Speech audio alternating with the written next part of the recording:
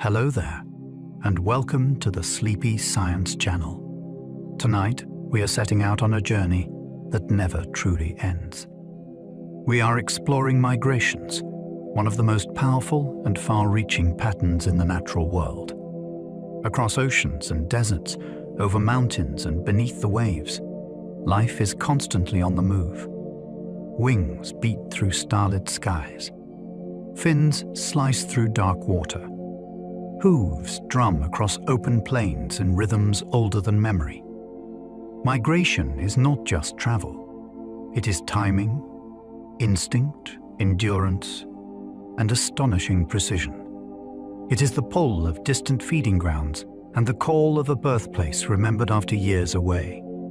It shapes ecosystems, feeds forests and seas, and links continents in ways we are only beginning to understand. If you enjoy these gentle journeys, I invite you to like, subscribe, or share a thought below. It helps others find their way here too, one sleepy soul at a time. But for now, allow your shoulders to soften. Allow your breathing to slow. And as the day begins to gently fade away, join me as we wander through the natural world together. Let's begin. Every year, billions of animals relocate, and many never stop moving. Some head for breeding grounds, others chase food, and some simply follow the climate they can survive. The scale is hard to picture until you imagine the sky layered with night-flying birds, the sea threaded with traveling fish, and the ground alive with hooves and paws. Many of these journeys are not a single dash from one point to another. They are repeating cycles that keep ecosystems running on time. When a pulse of migrants arrives, predators wake up to opportunity. Plants receive seeds and nutrients delivered in surprising ways. Even the soundscape changes because new voices enter the chorus. Migration is not a side story in nature. It is one of the main ways life stays connected across vast distances, season after season. Humpback whales travel farther than most nations are wide each season. They spend one part of the year in cold, rich waters where food is dense and plentiful. There, they build energy reserves, because long travel demands fuel. Then they set out for warmer breeding areas, where newborn calves can grow without losing heat too fast. Along the way, they do not simply drift. They can hold steady courses for days, and they can adjust to currents that would push smaller swimmers off track. Their bodies carry scars that record a life in motion, from barnacles to old encounters with predators. Their songs can change over time, and those changes can spread across oceans like shared culture. A whale on migration is not just moving through water. It is connecting distant parts of the planet with one powerful, recurring journey. Some butterflies cross continents on wings which are thinner than paper. They cannot power through storms the way a large bird might. Instead, they depend on timing, temperature, and helpful winds that carry them like drifting leaves with direction. The astonishing part is that in some species, the individuals that leave are not the same ones that return. The journey becomes a relay, passed along to new generations that continue the route without ever seeing the starting point. Along the way, stopovers matter. A patch of nectar can mean the difference between continuing and failing. These migrations also reveal how delicate the map can be, because a small shift in habitat can break a chain of safe places. When you watch a butterfly rise from a flower, it can feel like a small moment. In reality, it may be part of a continental story. A tiny Arctic tern can circle from pole to pole and back. This bird weighs about as much as a small piece of fruit, yet it lives in a world measured in hemispheres. It follows summer itself, feeding in bright waters where fish and plankton gather near the surface. When the seasons turn, it does not settle for a mild compromise. It keeps going, crossing oceans with no land in sight, then arriving in polar daylight again. Its route is not a straight line drawn on a map. It bends with winds, weather, and food, like a living thread stitched through the Atlantic. Over a lifetime, this can add up to a distance that feels almost unreal for something so small. It is a reminder that endurance is not always about size. Sometimes it is about design, timing, and relentless purpose. Many migrants navigate by stars, even on cloudy nights. For some birds, the night sky is not just decoration. It is a compass made of patterns. Young birds can learn the rotation of the heavens and use it to orient themselves, which is astonishing when you remember they are doing this while flying. Yet the sky is not always visible. When clouds cover the stars, migrants do not simply give up and hope. Many switch to other cues, and they can blend information in ways that feel almost like decision-making. They may use the sun's position before dusk, then continue with a different internal guide after dark. They also correct for winds that push them sideways, because getting to the right region matters more than holding a perfect line. This flexibility is why migration can work in a world that is rarely ideal. The route survives because the traveler can improvise. Salmon return to their birth rivers, guided by an invisible chemical map. As young fish, they carry the scent signature of their home waters, and that memory can stay with them through years in the open sea. When it is time to breed, they begin to close the distance, moving from salt water toward the mouths of rivers. The closer they get, the more specific the information becomes, until the water itself seems to tell them where to turn. That return is not easy. They must push against currents, leap obstacles, and endure injuries that would stop many animals cold. The journey is so demanding that their bodies change as they shift from ocean life to river life. When they finally arrive, their presence feeds more than the next generation. Their bodies become food for birds and mammals, and their nutrients can end up in forests far from the stream bank. A single return run can nourish an entire landscape. Some creatures migrate straight up and down, not north and south. On mountainsides, seasons can change over a short distance, so the smartest route is sometimes vertical. As snow melts, plants green up at lower elevations first, then that wave of fresh growth climbs uphill. Animals can follow it like a moving buffet, staying in the best conditions without crossing continents. When winter returns, they drop down again, seeking shelter, warmer air, and easier access to food. These journeys can be short in miles, yet dramatic in effect, because altitude rewrites temperature, oxygen, and weather. Vertical migration can also happen underwater, where layers of warmth and cold stack like invisible floors. What looks like one habitat from the outside can be many habitats piled together. Migration is not defined by distance alone. Sometimes the most important change is simply going higher or lower at the right moment. The largest migration on Earth happens daily, deep in the ocean. As daylight fades, countless small animals rise from the dark towards surface waters to feed. It is a nightly ascent by creatures you may never see, including tiny crustaceans and other drifting grazers. At dawn, they sink again, retreating to depths where predators have a harder time spotting them. This is not a minor shuffle. It is a planet-scale movement of living material, repeating every day, almost like breathing. It shapes how energy travels through the sea, because what feeds near the surface gets carried back down into deeper layers. That affects carbon cycling and the way the ocean stores it over time. It also creates a hidden feeding schedule for larger animals that follow the crowds. When you look at the ocean at night, it seems calm. Below, an enormous commute is underway, precise and relentless. Migration can shape ecosystems, feeding forests, deserts, and seas on schedule. When travelers arrive, they often bring resources with them, and those resources can land in places that did not produce them.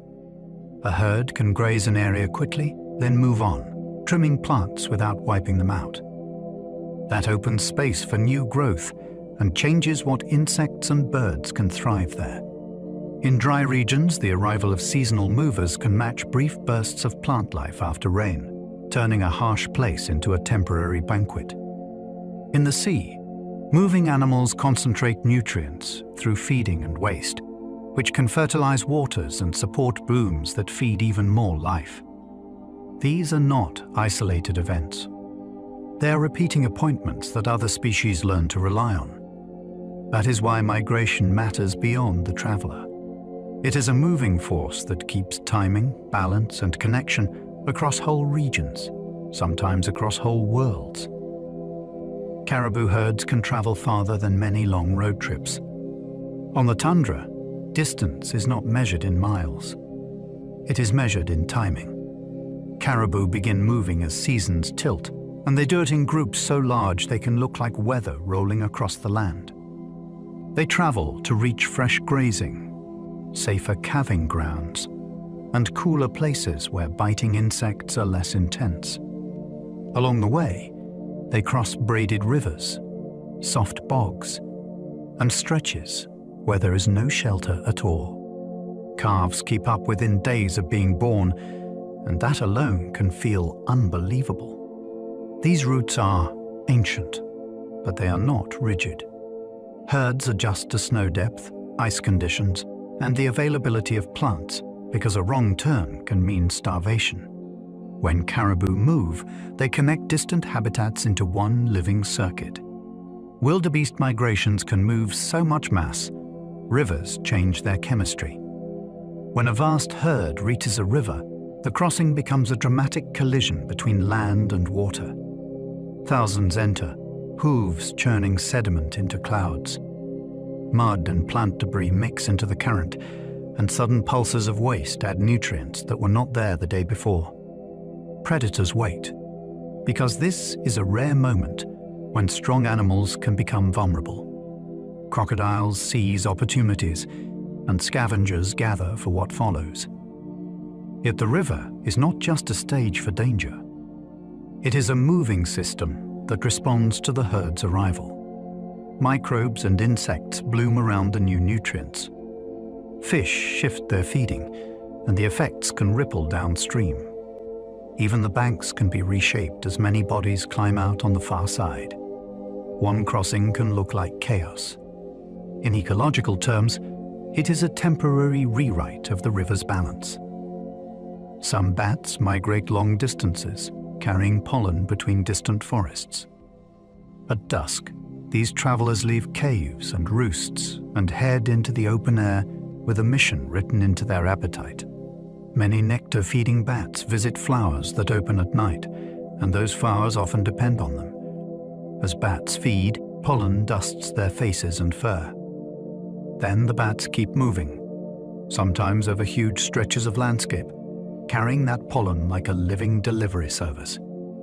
This can connect plant populations that would otherwise be isolated, which matters for genetic diversity and resilience. Along the route, bats must find reliable feeding stops, because a mist bloom can mean a hungry night. They also navigate through changing winds and unfamiliar terrain. When you think of pollination, you may picture bees in daylight. In many regions, bats are doing the night shift, and they do it while migrating. Grey whales can travel along coasts for months without eating much. These whales often feed heavily in rich northern waters, and then they begin a long coastal journey toward breeding lagoons farther south. During that travel, feeding can drop sharply. The whales rely on stored energy and careful pacing, which turns the migration into a test of endurance. Along the coastline, people can sometimes watch them from shore because the route stays near the continental edge. Calves are born in sheltered waters, and then they must travel north with their mothers while still small. That means the return trip includes teaching, protection, and constant movement through a world filled with hazards. This migration has rhythms that coastal ecosystems can recognize, because the whales arrive and pass like a slow-moving season. Following their path is like tracing a living thread stitched along the edge of a continent. European eels begin life in the Sargasso Sea, then vanish inland. Their story starts far out in the Atlantic, in a region defined more by currents than by land. From there, eel larvae drift for a long time, changing shape as they travel. When they finally reach coasts, they transform again into small, transparent eels that can enter rivers and estuaries. Then they disappear into freshwater networks, sometimes traveling far upstream and living for years in places that seem worlds away from the open ocean. What makes this feel mysterious is how hidden the journey can be.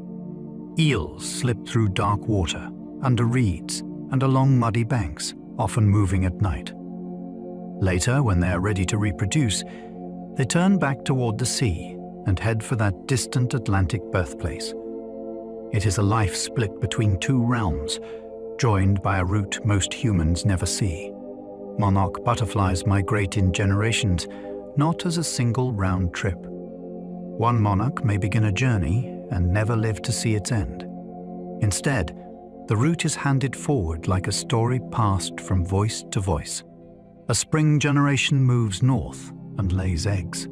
Their offspring continue, and then another generation continues again. When autumn arrives, a special generation emerges that lives longer and flies south to overwinter. That final leg can span huge distances, and it ends at sites so specific that a small change in habitat can matter.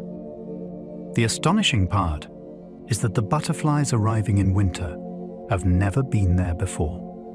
They still find the right region, and they form dense clusters that ride out the cold. In spring, they begin the relay again. This is not one traveler remembering a path. It is a species keeping a moving tradition alive, one lifespan at a time. In one night, migrating songbirds can pass over your roof unseen. Many of them travel after sunset, when the air is cooler and predators are fewer. Up high, their calls are short and simple, and they often happen in a darkness that hides the motion. You might only notice if you step outside and listen closely, because the sky can carry faint notes that sound like tiny check-ins. Below them, cities glow, and that glow can confuse travelers that rely on natural cues. When clouds or fog reflect the lights upward, the problem can grow. Birds may circle, lose energy, and waste precious hours. On clear nights, many regain their routes and press on, because they are following a schedule written into their bodies. The next morning, the world looks still. Yet the night may have contained a moving river of life flowing silently above you. Bar-tailed godwits can fly non-stop for days over open ocean. Imagine lifting off from a coastline and choosing a route with no rest stops, no safe fields, and no second chances. These shorebirds do something close to that. Before departure, they build enormous fuel reserves, and their bodies shift into a mode built for endurance. Then they launch into long ocean crossings where there is nowhere to land. The sky becomes their only road, and the sea below offers no refuge. Winds can help or hinder, so timing is everything. A favorable pattern can mean success, and a wrong departure can mean exhaustion over water. Researchers have tracked these flights and found them astonishingly direct, like a drawn line across the Pacific. What makes it feel even wilder is the scale. A bird you could hold in your hands can outlast storms and darkness for days, supported by stored energy and relentless purpose. Snow geese migrations can turn skies white and fields green. When these flocks move, they do not arrive quietly. They arrive as living weather. The air fills with wings, and the sound can build into a roar that seems to come from everywhere at once. At stopover sites, thousands feed together, cropping plants and digging for roots. That feeding can strip a field down quickly, yet it also stirs and fertilizes the soil through droppings and trampling. The result can be a strange kind of reset. When conditions are right, fresh growth follows, and the landscape changes again. Farmers and wildlife managers pay attention because the timing affects crops, wetlands, and the birds' own survival. Predators do too, because a dense gathering offers opportunity. Watching a snow goose migration is like watching a moving tide of life. One day, the sky is empty. Then, it is full, and the ground responds. Some dragonflies cross oceans, using winds like living sailboats. A dragonfly is built for agile flight, but crossing wide water still sounds impossible at first. Yet some species do it by partnering with the atmosphere. They climb high, find strong tailwinds, and let those winds carry them long distances while they steer and adjust. It is less like flapping non-stop and more like riding a moving river of air. Along the way, they may stop on islands or coastlines to refuel, feeding on other insects mid-flight when they can. These migrations can span continents and seas, and they can happen in enormous numbers. That matters because dragonflies are predators. They shape insect communities wherever they pass, and they also become food for birds that track the seasonal pulse. A creature you might associate with a pond can be part of an ocean crossing. It is a reminder that the sky has highways we rarely notice. Shorebirds time migrations to shrimp and crab eggs, down to days. For these birds, a stopover is not just a break. It is a calculation. They arrive at coastal feeding grounds when the beach is briefly rich with eggs laid by marine creatures. Those eggs are packed with energy, and that energy becomes fuel for the next leg of flight. If the birds arrive too early, the feast has not begun. If they arrive too late, it is gone. So their timing must match the rhythm of tides, water temperature, and spawning cycles. When it works, you can see birds feeding frantically, gaining weight fast enough to transform their chances of survival. This tight scheduling also reveals how vulnerable migration can be. If warming shifts the egg season, or if shorelines are disturbed, the birds may miss the window. What looks like a simple beach scene is actually a precision refueling operation, synchronized with the sea. Many birds use polarized light, a hidden compass in the sky. Even when the sun is not a bright disk you can point to, the sky still carries direction. Sunlight scatters through the atmosphere in patterns that create polarized bands, and many birds can detect those bands with their eyes. It means the sky holds a kind of map that humans usually miss completely. A bird can use it at sunrise and sunset to calibrate where north and south should be, then carry that orientation forward as the day changes. This is especially useful when landscapes look unfamiliar or when the horizon offers few landmarks. It also explains why the sky itself can be a navigational resource, not just the ground below. For a migrating bird, that hidden compass can turn a wide, confusing world into a place with reliable bearings. Sea turtles can sense Earth's magnetic field like an internal map. A young sea turtle enters the ocean with no parent to follow, yet it can still set off on a purposeful route. Part of the guidance comes from magnetism. Earth's magnetic field varies from place to place, and turtles can detect those differences like a set of coordinates. That ability helps them stay within ocean regions that offer food and safer conditions, even when currents try to sweep them away. Years later, as adults, the same sense can help them approach the right coastline when it is time to nest. It is not a single signal that says, go left or right. It is more like a layered picture that changes as you move. The ocean can look featureless from the surface, but a turtle is traveling through an invisible landscape of magnetic gradients. Navigation becomes something the planet provides, all the time, without a single signpost.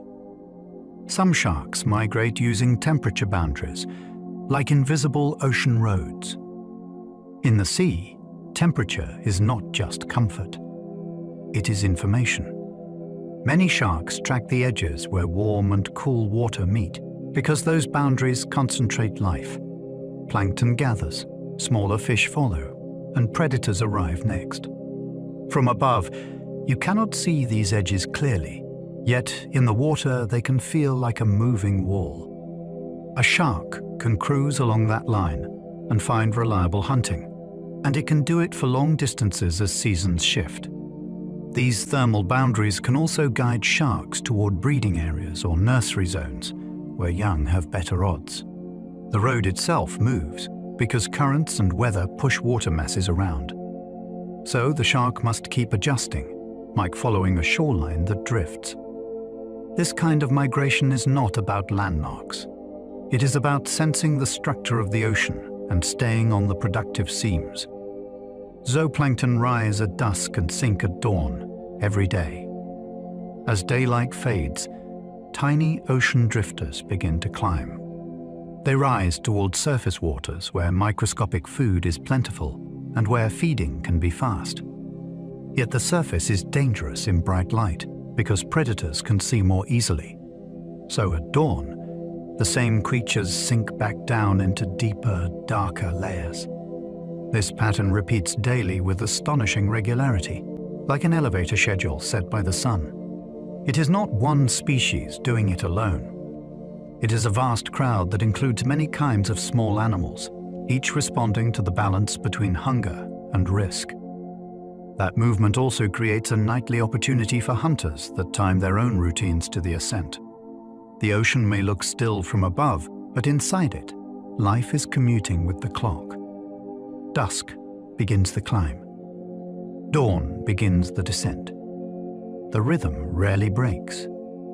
This daily ocean commute moves more biomass than any land migration. If you could weigh the travelers involved, you would find a moving mass that dwarfs famous migrations on land. Night after night, huge numbers of small animals rise from depth and then sink again, and the scale adds up across the entire global ocean. What makes it even more astonishing is that most of it happens far from shore, beyond any human view. This movement is not just a curiosity. It helps shuttle energy through the sea. Animals feed near the surface, then carry that material downward when they retreat, and that changes where nutrients and carbon end up over time. It also sets the schedule for midwater predators that follow the crowd, because food appears and disappears with the light. On land, you might watch a herd cross a plain. In the ocean, the biggest migration is hidden in darkness, repeating every day as reliably as sunrise. Even tiny jellyfish drift on purpose, riding currents to new feeding grounds. A jellyfish can look like it is simply being pushed around, but many species can control their depth, and that changes everything. Ocean currents often flow in different directions of different layers, so by moving up or down, a jellyfish can choose which current to ride. It becomes a quiet form of steering. That matters because food is patchy. A good feeding zone can appear where nutrients rise, then fade again when conditions change. By riding the right layer, jellyfish can reach these shifting hotspots and stay within water that suits their bodies. This also helps them avoid danger, because some predators hunt mostly near the surface, while others patrol deeper. The result is a kind of migration that does not rely on speed. It relies on using the ocean's conveyor belts. A creature without a brain like ours can still make choices that shape where it goes. Some fish migrate into rivers, then back to the sea to spawn. For these fish, adulthood is tied to saltwater, but the next generation begins in fresh currents. Adults approach a coastline and then push inland, trading wide ocean space for narrow channels and strong flow. The river is not just a route, it is a filter. Oxygen levels change, temperatures shift, and obstacles appear. The fish must find the right tributaries and the right gravel or vegetation where eggs can survive. After spawning, many return to the sea, and the young growing rivers until they are ready to head out. This strategy can protect eggs from some ocean predators, and it can place young in food-rich freshwater habitats. It also links ecosystems that seem separate. What happens upstream can affect the ocean population, and what happens at sea can determine whether enough adults return. The life cycle is a loop drawn across two worlds, connected by a demanding upstream run. Other fish do the opposite, growing in rivers and breeding at sea. Some species begin life inland, feeding and maturing in rivers or lakes for years. Then, a switch flips. Their bodies change for salt water, and they begin moving downstream toward the ocean. The journey can involve navigating dams, altered channels, and sudden shifts in water quality. Once at sea, they travel through environments that may be completely new to them, yet their breeding depends on reaching the right offshore areas. This pattern can spread risk across habitats. If a river year is difficult, the ocean phase may still succeed, and vice versa. It also means conservation is complicated, because protecting only one part of the route is not enough. A river can look healthy while the ocean breeding grounds fail, or the reverse. These fish remind us that migration is not one standard story. It can be a reversal of expectations, with childhood in freshwater and reproduction far out in saltwater. Many migrations follow green waves of fresh growth across landscapes. Spring does not arrive everywhere at once. It moves like a slow tide of green, starting in lower, warmer places and then spreading across latitudes and elevations. Many herbivores track that wave because young plants are tender and nutrient-rich. By moving with the greening, animals can stay in the best feeding conditions for longer than any single meadow could provide. This can shape their routes with surprising precision. They are not just going north, they are chasing peak freshness. Predators may follow too, because where grazers gather, opportunity gathers. This also means timing matters as much as distance. If the green wave comes early or late, migrants must adjust or risk arriving when plants are already tough and less nourishing. It is a reminder that migration can be a moving appointment with a season, not just a reaction to cold. The landscape is changing, and the travelers are keeping pace. In deserts, rain can trigger migrations that last only a week. A dry landscape can seem lifeless, until a storm changes everything. After rain, seeds sprout, insects emerge, and temporary pools appear, and suddenly food and water are available in places that were bare days before. Some animals respond quickly, moving in from surrounding regions to take advantage of the brief abundance. The journey may be short in distance, yet urgent in timing. A toad might hurry toward a newly formed pool to breed before it evaporates. Insects can explode in number, and birds may arrive to hunt them while the window is open. Then the desert dries again, and the travelers move on or disappear into shelter. This kind of migration is not about predictable seasons. It is about fast opportunity.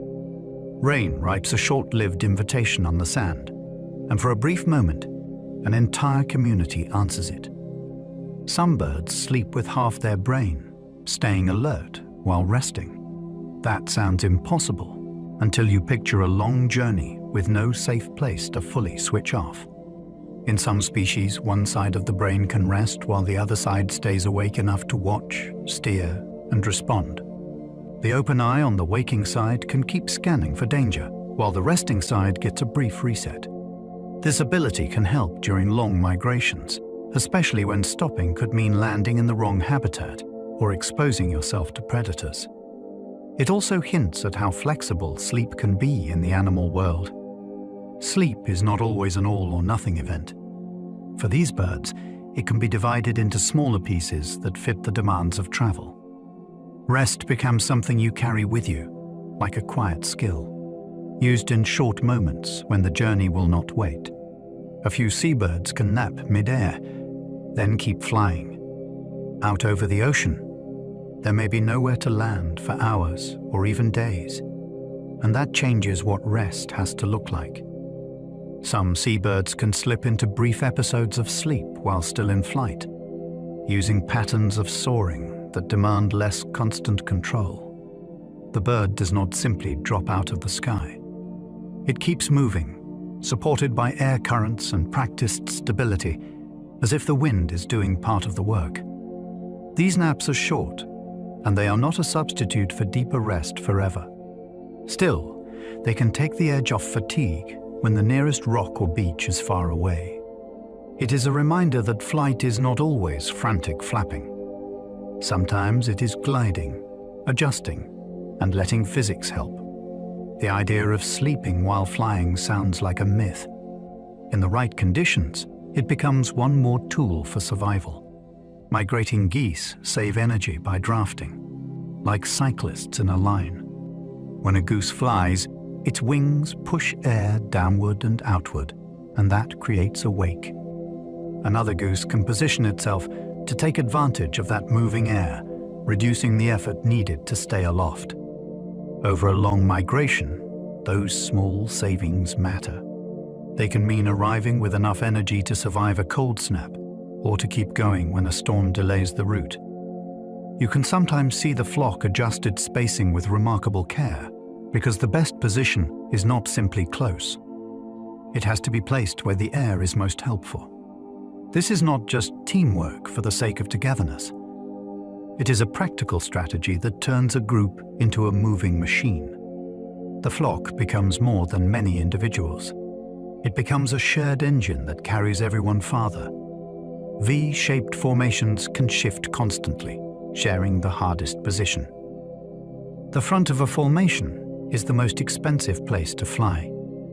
The leader meets undisturbed air first, and everyone behind benefits from the airflow that follows. That is why the shape is not fixed like a diagram in a book. It is a living arrangement that changes as birds tire and recover. A bird will slide back when it needs relief, and another will move forward to take a turn. This rotation spreads the cost of leadership across the group. It also keeps the formation stable, because a tired leader would weaken the whole pattern. Watching a flock from the ground, you might think the shape is simple. Up close, it is a constant negotiation of distance, timing, and trust. The formation is not just a symbol of migration. It is a method for making long-distance flight possible, one shared decision at a time. Many migrants fly at night to avoid predators and heat. Night changes the rules of the sky. The air can be cooler and calmer, and overheating becomes less of a threat during long, strenuous flight. Many daytime predators are also less active after dark, which can make the journey safer. Darkness adds its own challenges, yet for many migrants the benefits outweigh the risk. Night travel also frees daylight for feeding and recovery, and that can be the difference between success and failure during a long season. If you have ever stepped outside after sunset and felt the world settle, it is strange to realize the sky may be busier than it looks. Some nights carry a quiet stream of movement overhead, with travelers passing above cities, fields, and forests. Their timing is not random. It is shaped by survival math. Cooler air, fewer hunters, and a chance to refuel when morning comes. Some insects climb high into the sky to catch fast winds. An insect does not need strong muscles to travel far if it can borrow the speed of the atmosphere. Some species rise hundreds of meters or more, reaching layers of air where winds move like rivers. Once there, they can be carried across regions that would take countless wing beats at ground level. This is not aimless drifting. The choice of when to lift off can match seasonal wind patterns, and the timing can steer insects toward breeding areas or fresh food. From the ground, you might see only a few specks. Above, whole clouds of small travelers can be on the move. This strategy also explains how insects can appear suddenly in places that seemed out of reach. The sky is not empty space. It is a layered landscape with highways at different heights. By climbing into the right lane, an insect turns a local flight into a long-distance migration. Migrants often carry fat reserves that double their body weight. Long travel demands fuel that can be carried efficiently, and fat is a powerful energy store. Before departure, many migrants enter a period of intense feeding, packing away reserves like a traveler filling a backpack with supplies. The transformation can be dramatic. A bird that looked lean and light can become visibly fuller because it is preparing for a stretch where food is uncertain or absent. Those reserves are not just extra calories. They are insurance against headwinds, storms, and missed stopovers. They can also help a migrant arrive ready to breed or defend territory, rather than arriving depleted and late. The idea can feel counterintuitive, because we often associate being light with being fast. In migration, being prepared can matter more. The goal is not a sprint. It is a passage. Carrying stored energy can turn a risky crossing into a survivable one, even when the journey lasts far longer than expected. Before departure, some birds shrink their digestive organs to lighten the load. Food processing equipment is useful when you are feeding, but it is heavy and it consumes energy even when you are not eating. Some migrating birds temporarily reduce parts of the digestive system before long flights, because carrying that tissue is costly when the next meal is far away. The body reallocates resources toward flight, favoring muscle and endurance over gut capacity. It is a striking example of flexibility. The bird is not locked into one design. It can remodel itself for a specific phase of life. This shift also changes what the bird can do right before departure. It must fill up while the system is still ready for heavy feeding. Then it switches into travel mode, relying on stored fuel rather than fresh meals. Migration is often described as movement across maps. Inside the traveler, there is movement too. Organs change size, priorities change, and the body becomes a different kind of machine for a while. After arrival, those organs grow back in days. Once a migrant reaches a place with food and safety, the rules flip again. Now the urgent need is not to stay light. The urgent need is to eat, recover, and rebuild. In some birds, the digestive system can expand again quickly, restoring the ability to process large meals. That rapid regrowth helps turn a hungry arrival into a stable recovery. It also supports the next tasks, whether that means preparing for breeding, molting, or building strength for the return journey. The speed is part of the wonder. We often think of bodies as slow to change, yet migration favors creatures that can shift quickly between modes. Travel mode and refueling mode demand different tools, and the body supplies them at the right time. This is not a small adjustment. It is a coordinated rebuild that happens in a matter of days. Arrive, eat, restore. The journey continues, but the body keeps pace. Migration can reshape an animal's muscles, heart, and blood chemistry. A long journey is not only about willpower. It is about physics and physiology.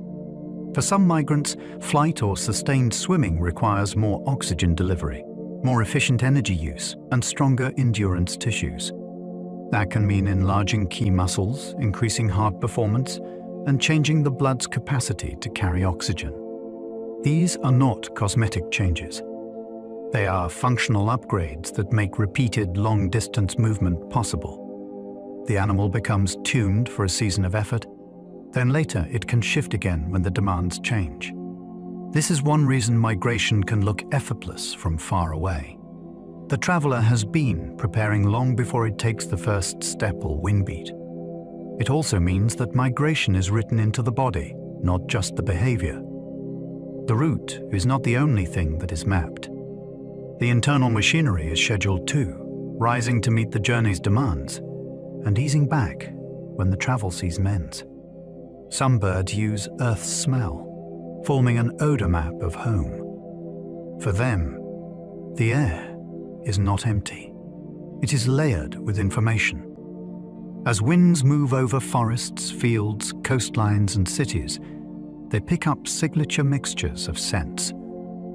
A bird can learn those patterns over time and then use them like a map, especially when landmarks are far below or hidden by weather. It is not about sniffing one familiar flower. It is about recognizing whole regions by the blend of what the wind carries.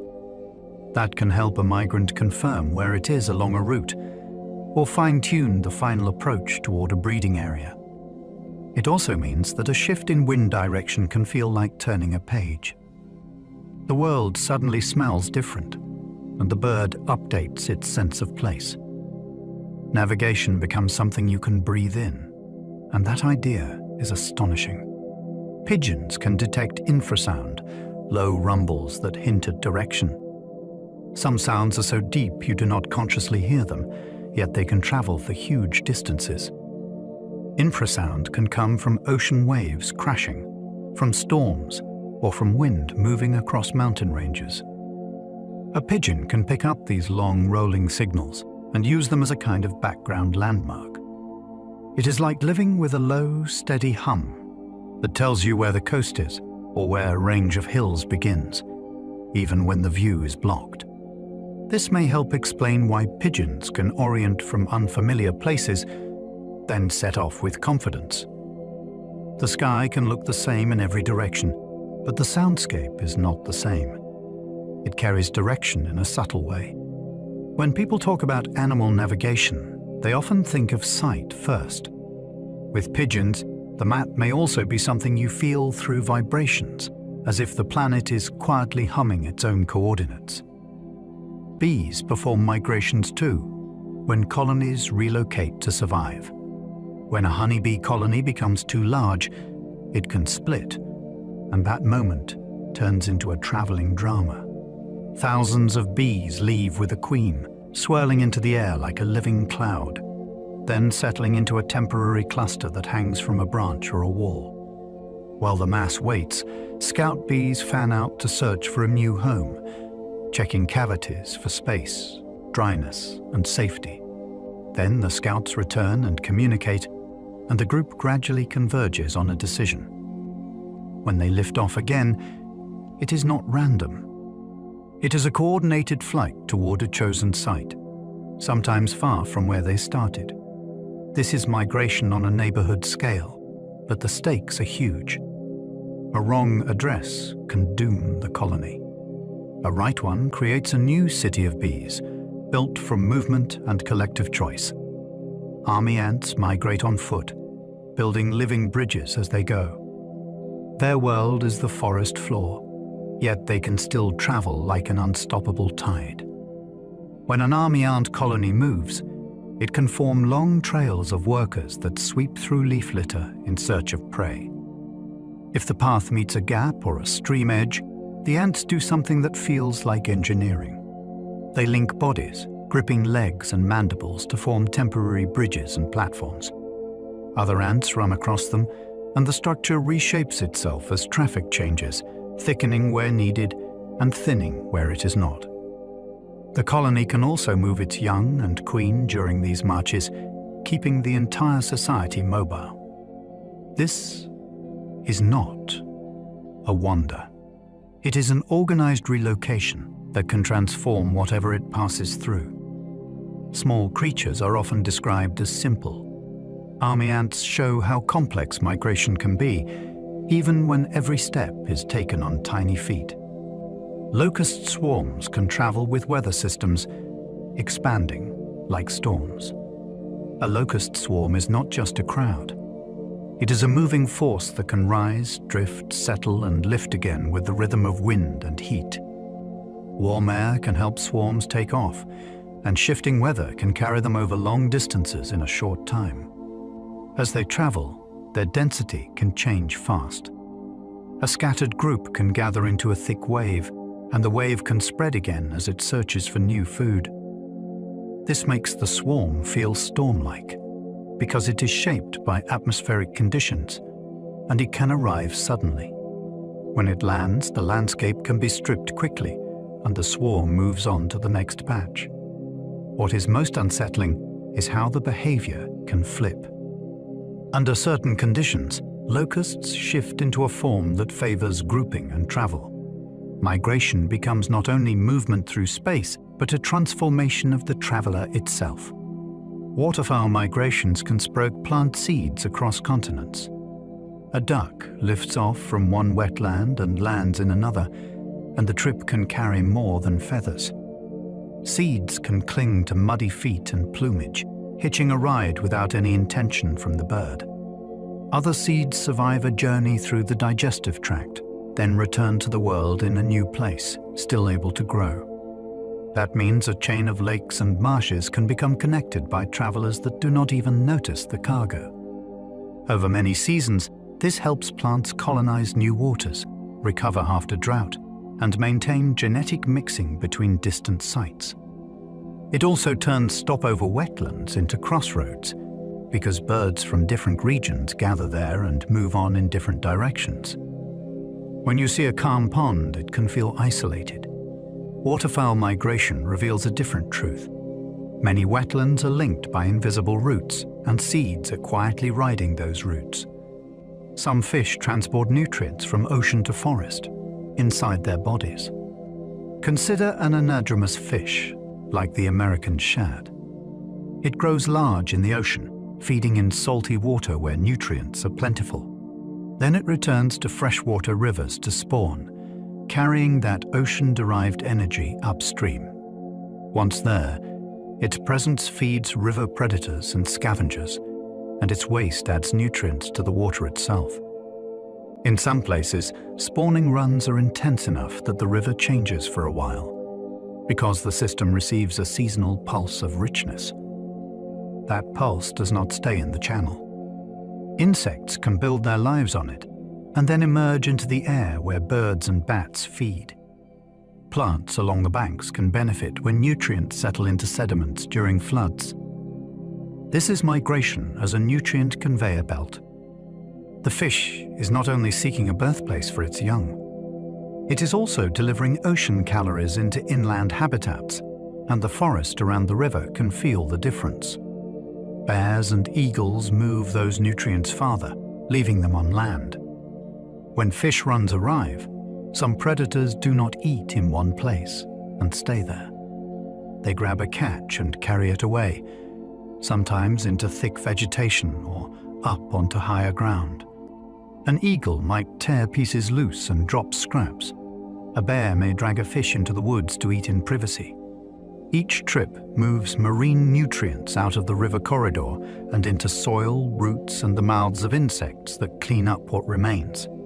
Over time, repeated seasons can enrich patches of land far from the water's edge. It also spreads the benefits around, so it is not only the river that gets fed. This is a hidden part of migration's impact. The traveler brings energy inland, and then other animals redistribute it like couriers with messy packages. The forest becomes linked to the sea through a chain of appetites, each step carrying nutrients farther into the landscape. Migrants can fertilize landscapes just by passing through. A herd pauses to graze, and the ground receives a pulse of nutrients through droppings and urine. A flock settles into a wetland for a night, and the water chemistry shifts slightly with the new inputs. These changes can sound minor, yet they can matter because they arrive predictably and they arrive in bulk. Plants respond to nutrients. Microbes respond to nutrients. Insects respond to the plants, and birds respond to the insects. That is how a passing group can trigger a cascade without building anything permanent. Migration creates moving hotspots of fertility, and those hotspots can influence where growth is strongest in the following weeks. This effect is not only about large animals. Even dense gatherings of seabirds can enrich coastal soils over time through repeated use of roosting sites. It is an elegant idea. Travel does not have to be destructive. Sometimes, movement feeds the world, leaving behind a trail of richer ground. Entire food webs can wait for migrants, then surge into action. In some places, the year feels like it has a switch. Before the migrants arrive, predators may be scarce, insects may be few, and many animals conserve energy. Then a traveling pulse appears, and everything reacts. Raptors gather along ridges when birds funnel through. River predators become active when fish runs begin. On the coast, scavengers and hunters appear when seasonal arrivals make food suddenly abundant. The response can be so rapid that it feels rehearsed, because it is. Over evolutionary time, many species have learned that waiting can be smarter than searching.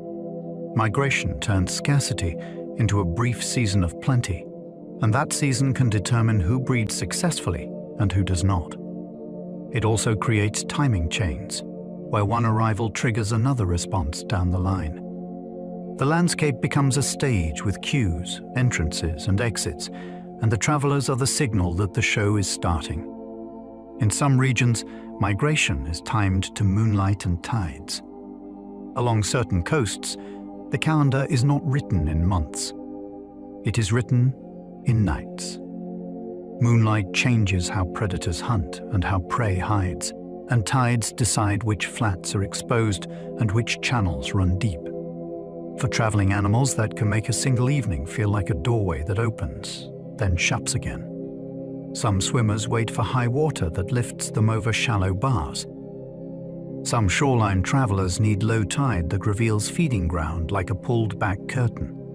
Even the brightness of the moon can matter. A darker night can mean safer movement for animals that fear being seen from above, while a brighter night can help those that rely on vision to navigate. When you think of migration, you might picture a compass and a long road. In many places, the most important guide is the sky's clock and the sea's pulse. Horseshoe crabs gather to spawn, feeding shorebirds on a tight schedule. On certain beaches, the sand becomes a seasonal meeting place. Horseshoe crabs arrive to lay eggs, and the shoreline suddenly holds an energy-rich food source that does not last long. Migrating shorebirds time their stopover to this moment because they need to gain weight fast before a demanding flight. The birds do not snack politely. They feed with urgency because every hour matters and because the tide will soon change the menu. This connection is more than coincidence. It is a life link between a creature that has existed for an astonishing span of time and birds that must refuel on the edge of the ocean.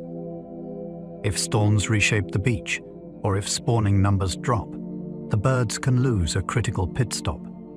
What looks like a busy night at the waterline is also a survival contract between two travelers, signed by timing. Coral reef fish larvae drift like migrants, then settle miles away.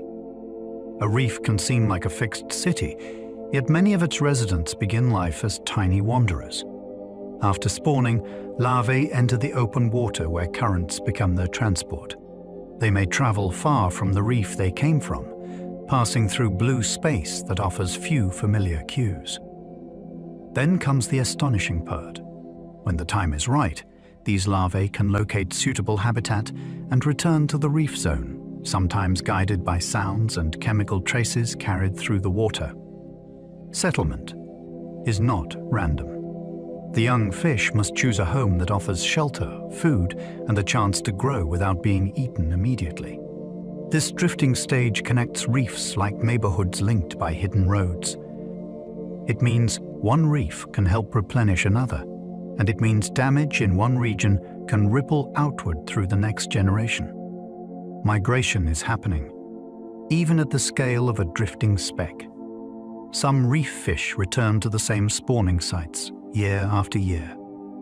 For certain reef fish, reproduction is a journey with a destination.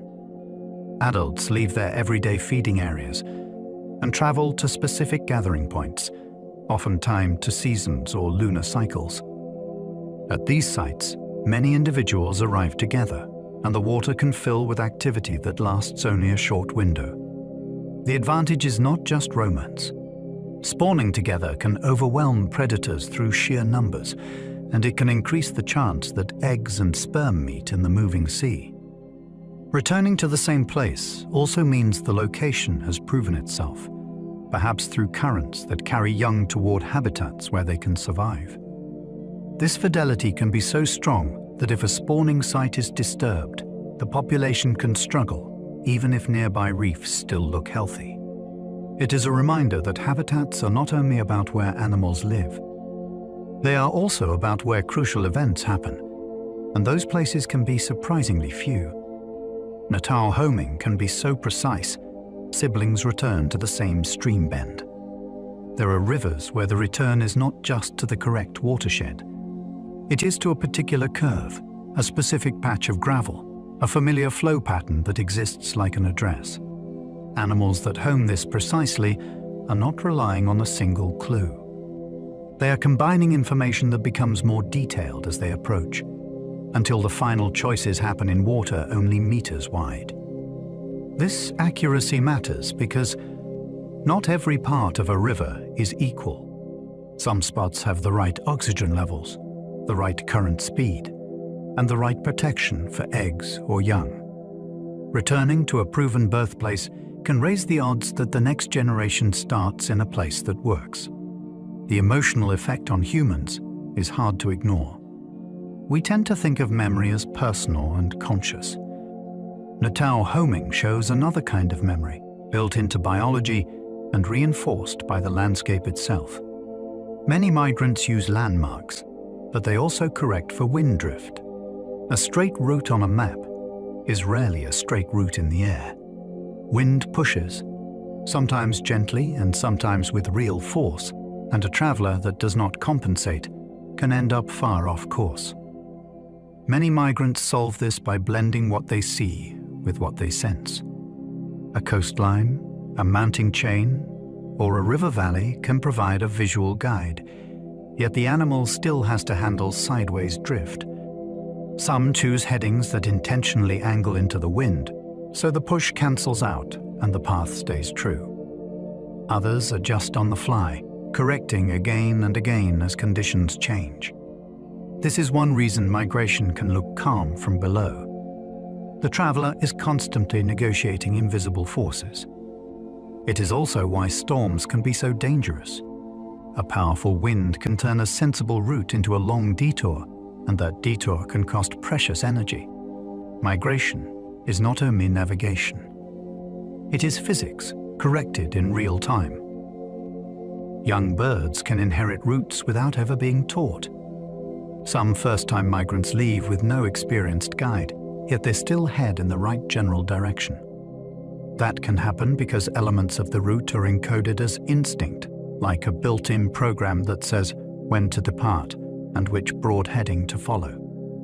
It does not mean the journey is perfect. Young birds can make mistakes, and many do not survive the first attempt. Still, the fact that a useful route can appear without training is astonishing. It means evolution has shaped behavior with enough precision to point a small animal toward a distant region it has never seen. Over time, experience can refine that inherited plan, adding local knowledge about stopovers and hazards. This mix of instinct and learning creates a powerful system. A species can keep migrating even when generations are separated by vast distances. The map is not only in the world, part of it is carried within the traveler. Other species learn routes culturally, like a shared family tradition. In these migrations, knowledge is not just genetic, it is social. Young animals travel alongside older ones and pick up details that cannot be coded easily, like where to rest safely, where to cross a dangerous stretch, and which valleys offer reliable food during bad weather. Over years, that shared route can become a cultural pathway, passed along much like a story that is told again and again until it becomes community memory. This can make migrations resilient because the group can adjust and then teach the new version. It can also make them fragile, because losing the carriers of knowledge can erase hard-won information. This is especially striking in animals with long lives and strong social bonds. Migration becomes something the group does together, not just something individuals attempt alone. It also changes how we think about conservation. Protecting a species can mean protecting its teachers, not just its habitat. In cranes, elders can teach safer paths to younger birds. A crane migration can look graceful, but the learning behind it can be intense.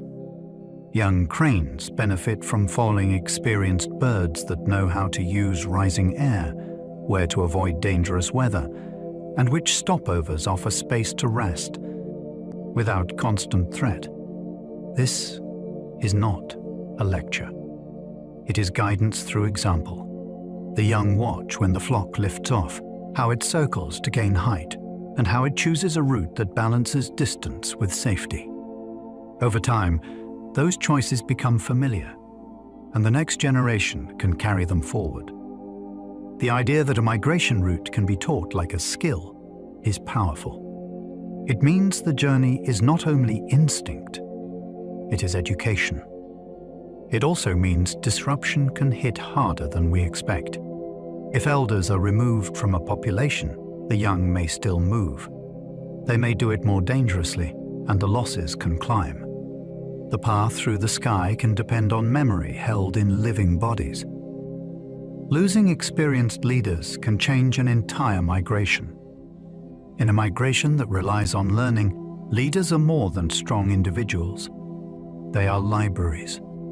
They carry knowledge of timing, terrain, and safe passage that the group depends on when conditions turn harsh. When those leaders disappear, the route can become less efficient or more risky, and the group may fragment or hesitate at critical decision points. The most sobering part is that the change may not be obvious at first. The animals still depart. They still travel. Yet small mistakes compound, and a once reliable journey can begin to fail. This effect can be especially strong in long-lived species where experience accumulates over many seasons. It is also a reminder that migration is not just a line between two places. It is a system of information. Remove key holders of that information, and the system can wobble. Protecting migration sometimes means protecting elders, because they are the ones who remember the safest way through a shifting world. Some animals migrate to give birth, not to find food. For many species, the best nursery is not where the meals are. It is where danger is lower, water is calmer, or temperatures are kinder to newborn bodies. That can mean traveling away from rich feeding grounds toward places that look almost empty at first glance. The payoff is safety. Calves or pups arrive into conditions that reduce hypothermia, reduce predators, or offer sheltered terrain where small legs can keep up. These migrations can be timed with astonishing precision because birth is not flexible. If the group arrives late, newborns face the wrong weather. If they arrive early, adults may run short on energy before the babies even appear. This creates a powerful tension in the journey. The adults carry the cost of travel so the young can start life with better odds. Migration becomes a moving cradle, built from timing and risk management. Elephant seals travel far to feed, then return to the same beaches. Their year is split between two very different worlds. At sea, they range widely to hunt in deep water, building the reserves they will need for the months ahead. Then they come back to land, often to remarkably specific haul-out sites where breeding and molting happen in crowded, noisy colonies. Returning to the same beaches matters because the location offers familiar access points and social structure that has been shaped over many seasons. On land, they fast for long stretches, relying on the energy earned during their feeding migrations. This makes the travel feel like an investment. Every successful hunt at sea becomes future time ashore. It also turns their bodies into records of the journey, thick with stored fuel and marked by encounters in the ocean. When they arrive, the beach is not a finish line. It is the next chapter, and the migration is the hinge that makes it possible. Many seabirds commute between feeding zones and nesting cliffs for months. Some migrations are not a single departure and arrival. They are repeated commutes that play out across an entire season. A seabird may nest on a steep headland, then fly out day after day to feeding areas that can be far beyond the horizon. Each trip must balance urgency and caution. The bird needs enough food for itself and for a chick that cannot travel. Yet the ocean is unpredictable, and winds can turn a routine flight into a struggle. This rhythm creates a life built on distance. The nest becomes a fixed point, and the sea becomes a shifting pantry. Over weeks, the same individual may trace the same understanding of currents and prey movement, refining a route through experience. When you watch a nesting colony, it can feel stationary. In reality, it is powered by constant motion, and the ocean and cliff are linked by thousands of unseen flights. Penguins can migrate through water, following shifting bands of krill. On land, penguins look like comedians in formal wear. In the sea, they become fast, focused hunters that treat the ocean like a three-dimensional maze. Their movements can track the places where krill gather, and those places can shift with sea ice, currents, and seasonal changes in productivity. A penguin colony may be tied to a nesting site on shore, yet its feeding range can expand dramatically as conditions change. Travel becomes a response to where the food concentrates, not to where the coastline looks familiar. This can create migrations that feel fluid, because the best hunting grounds can slide across the map as the year turns. It also means penguins are reading signals we rarely notice, like water temperature and the presence of microscopic blooms that support krill. When they leave the beach and vanish into the waves, they are not simply swimming away. They are entering a moving food landscape, and they are following it with precision. Arctic foxes can roam astonishing distances across sea ice. In the high Arctic, the ground itself can disappear into a flat white expanse, and that does not stop an Arctic fox. Sea ice becomes a bridge between worlds, connecting islands, coastlines, and hunting grounds that would otherwise be separated by open water. A fox can travel across this shifting surface in search of carcasses, bird colonies, or new territory, and the distances can be far larger than most people would. Guess for an animal that small.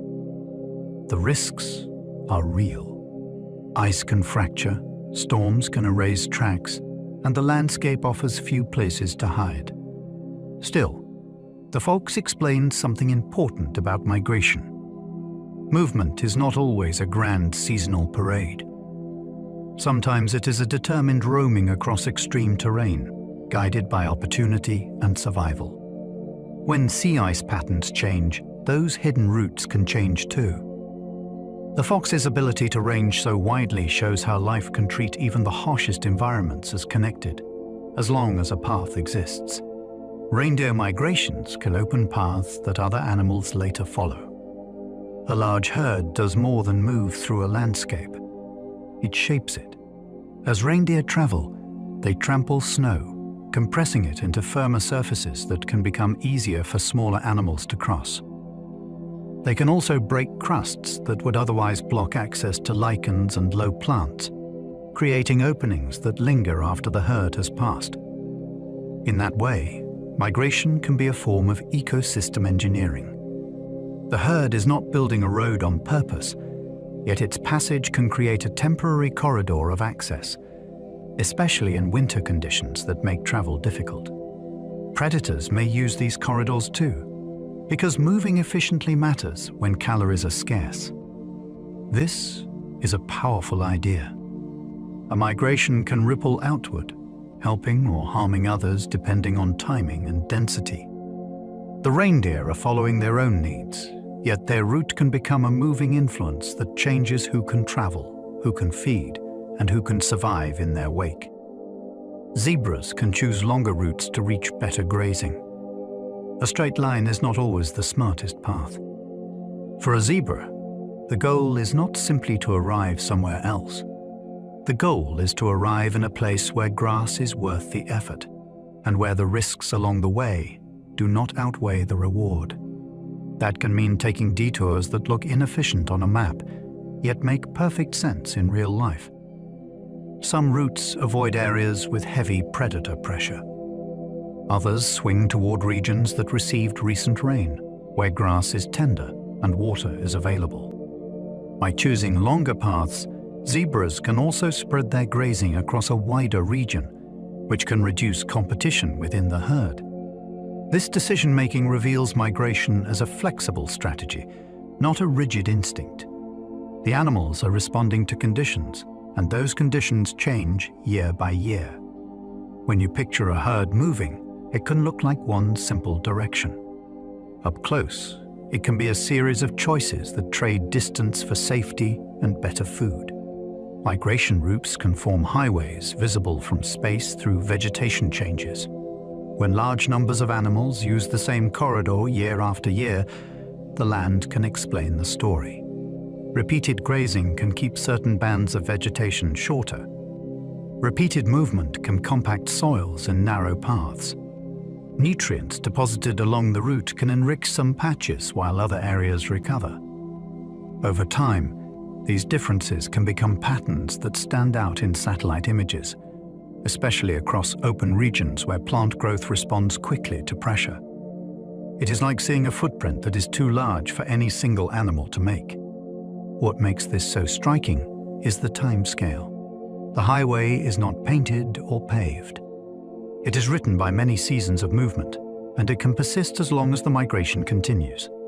This also means that when migrations are disrupted, the land can change again, and the old corridors can fade. A satellite view can turn migration into something you can see at a planetary distance, as if the animals have drawn lines across the Earth. Rivers can become migration corridors, guiding animals like moving roads. A river offers more than water. It offers direction. It cuts through forests and plains, and it provides a continuous pathway that is hard to lose, even when the surrounding landscape is confusing. For many species, following a river can mean reliable drinking access, predictable vegetation, and a chain of habitats that support rest and feeding. Some animals use river valleys as travel lanes during seasonal movement, because the terrain is often gentler and the route avoids steep climbs. For flying migrants, rivers can also be visual guides that stand out from high above, especially in regions where other landmarks repeat. Yet rivers are not always safe. Floods can block crossings, and narrow corridors can funnel predators and prey into close contact. That tension makes river migration dramatic. The same feature that helps you travel can also concentrate risk. Still, the power of a river corridor is hard to deny. It turns a vast landscape into a route with edges, with cues, and with an unbroken sense of forward. Mountain passes can funnel millions of creatures through a single gap. Mountains can be walls to many migrants. Flying over high peaks can be dangerous because air can thin, winds can spike, and weather can change quickly. For land animals, steep slopes can drain energy and expose travelers to danger. So a pass becomes a rare doorway, a place where the terrain offers a lower crossing and where movement becomes concentrated. This can create astonishing scenes. Birds can stream through a single gap in steady waves. Insects can be carried along the same corridor by winds shaped by the mountains. Even predators learn these choke points because where travelers funnel, hunting can be efficient. The pass becomes a meeting of geography and biology, where the shape of rock directs the shape of life's movement. It is also a reminder that migration is not happening everywhere equally. Sometimes it is happening intensely in one narrow place, because that is the only way through. A single gap can connect whole regions, and millions of journeys can depend on it. Some migrations are vertical, from forest floor to canopy. In a forest, the biggest journey can happen without traveling far across the map. Many animals move upward and downward through layers that feel like different worlds. The canopy can offer ripe fruit, fresh leaves, and warm sunlight, while the understory can offer shelter, moisture, and safer hiding. Some creatures climb to feed at night, then return lower by day. Others reverse that pattern, because heat and dryness can become dangerous in the upper branches. Even insects and spiders can shift their altitude with the season, falling where food appears and where predators are fewer. This kind of movement changes who meets whom in the forest, because the canopy is not just higher ground. It is a separate neighborhood with its own rules. When you stand beneath trees and see stillness, remember that migration may be happening straight above you, in quiet, purposeful climbs. Alpine animals migrate uphill in summer, then downhill for winter shelter. In mountain country, altitude is a shortcut to a new season. As summer arrives, the higher slopes green up later, and that delayed growth can stay tender when lower meadows have already dried or toughened. Many animals climb to take advantage of that freshness and to escape insects and heat that can plague them below. Then, winter changes the bargain. Snow deepens, winds sharpen, and food becomes buried. Moving downhill can mean reaching forests that block wind, slopes that shed snow, and valleys where warmth lingers a little longer. This is not a casual stroll. The timing matters because a sudden storm can trap a group above the tree line, and an early descent can mean competing for limited resources too soon. Mountain migration is a seasonal trade between opportunity and danger, measured in elevation rather than latitude. A few thousand feet can be the difference between abundance and hardship. Even snails migrate, following moisture gradients across small landscapes. A snail's world is built from water balance. Too dry, and movement risks dehydration. Too wet, and feeding can shift as plants and fungi change. Some snails respond by traveling toward better humidity, tracking shaded ground, damp leaf litter, and the edges of puddles or streams. The distances can be small in human terms, yet enormous in snail terms, and the timing can be urgent after sun and wind strip moisture from the surface. This migration can also shape where snails lay eggs, because young need stable conditions to survive. It is easy to overlook this as random wandering, but the path often has a pattern. Follow the damp places, pause in shelter, and move again when the ground becomes safe. Snail migration is a reminder that travel does not require speed. It requires purpose and a world that rewards the right direction. Amphibians can migrate to the same pond, even after years away. For many frogs, toads, and salamanders, breeding is not a vague idea of returning to water. It is returning to a specific water. Adults spend much of their lives away from the pond, hidden in forests, fields, or underground refuges. Then, a season arrives when the urge to return becomes overwhelming. They travel across land that can be dangerous, crossing dry patches, open ground, and sometimes roads. The accuracy can be startling. Individuals may find the same pond they used before, even if they have not visited it for a long time. The benefit is that a familiar pond has proven it can hold water long enough for eggs and larvae to develop. This creates a hidden map of the landscape, one that only becomes visible when the migration begins. A quiet pond can be a destination with a history, and the night of arrival can feel like a reunion that happens without invitations. Some frogs return on the first warm rain, as if scheduled. A warm rain can flip a switch. The soil softens, the air turns humid, and the risk of drying out drops fast. For some frogs, that is the signal to move, and the timing can be so tight it feels like an appointment. They emerge from hiding, then travel toward breeding sites with a focus that ignores much of what would distract them on ordinary nights. The rain also changes sound. Calls carry differently in damp air, and the chorus can build quickly as more frogs arrive. This is not simply romance in the rain. It is strategy. Eggs and tadpoles need water, and many breeding places are temporary. Arriving early can mean claiming the best spots, yet arriving too early can mean finding a basin that is still dry. The first warm rain often hits the sweet spot. It turns land into a safe corridor, and it opens the season in a single dramatic night. The Serengeti migration can be guided by lightning-triggered rain. On the plains, rain is not just water. It is the beginning of grass. During the dry season, herds spread out and search, because the landscape offers less and less. Then storms begin to form in the distance, and lightning strikes can signal where rain is falling now, or where it fell recently. That matters because new growth can appear quickly after moisture returns. Animals that can sense the change through smell, sound, or the taste of fresh shoots gain an advantage by moving toward better grazing before the old areas are exhausted. The route is not a single fixed loop stamped into the earth. It can flex with weather because rain does not land the same way every year. This makes the migration feel alive, like a conversation with the sky.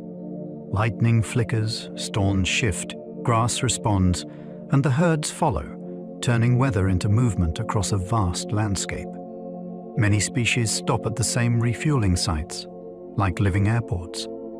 Long journeys often require a chain of safe places, and those places can become famous in the animal world. A wetland, a reef edge, a stretch of coastline, or a valley can offer the right mix of food and shelter at the right time. Travelers arrive, feed hard, rest, and then depart again, sometimes in such numbers that the site feels temporarily overrun. These stopovers are not optional treats. They can be the difference between having enough energy for the next leg or failing before it is done. The timing can be precise because food booms can be brief. Insects hatch, berries ripen, fish gather, and then the moment passes. That is why a refueling site can serve many species at once, each one tuned to a slightly different menu. Think of these places as biological terminals. They are where the journey gets paid for, meal by meal. Removing one stopover wetland can ripple across continents. When a key wetland is drained or degraded, the loss is not local in its impact. Migrants that depended on it may arrive at the next stop hungry, late, and stressed, and that can reduce survival even if the rest of the route looks intact. Some will attempt longer jumps without enough fuel. Others will crowd into smaller remaining wetlands, which can increase competition and spread disease. The ripple can reach breeding grounds because fewer adults arrive in condition to reproduce successfully. It can also reach wintering areas because the population size changes months later, far from where the wetland was lost. This is the brutal arithmetic of migration. A journey that seems sturdy can be fragile if it relies on a few crucial stepping stones. Protecting migration often means protecting links, not just endpoints. A single wetland can be a hinge for an entire flyway, and when it breaks, the movement of life can break with it. Light pollution can pull migrants off course, especially on foggy nights. Artificial light changes the night sky, and many migrants are adapted to natural darkness. Bright city glow can attract and disorient travelers, drawing them into places they did not intend to enter. Fog makes it worse, because light scatters and creates a glowing ceiling that can confuse orientation and depth. Birds may circle within that lighted haze, burning energy they cannot easily replace. They can descend into hazardous airspace, where obstacles and exhaustion become real threats. Even when they escape, the delay can push them into poorer weather or reduce their time to feed at dawn. This is not just about big cities. Small clusters of lights can matter if they sit along major routes. The hopeful part is that lighting choices can reduce harm, especially during peak migration seasons. Darker skies restore the natural cues migrants evolved to trust, and that can turn a dangerous night back into a safe passage. Tall buildings can become deadly obstacles along urban flyways. A glass tower can look like open sky because it reflects clouds, trees, and dawn light.